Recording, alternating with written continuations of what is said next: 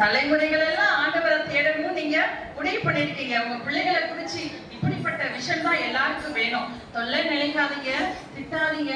சரி, அதுக்கடுத்து நீங்க யாருமே இல்லைன்னு சொல்ற ஆளு ஆத்மா தான் செய்யறதை குறிச்சு நீங்க என்ன நினைக்கிறீங்க?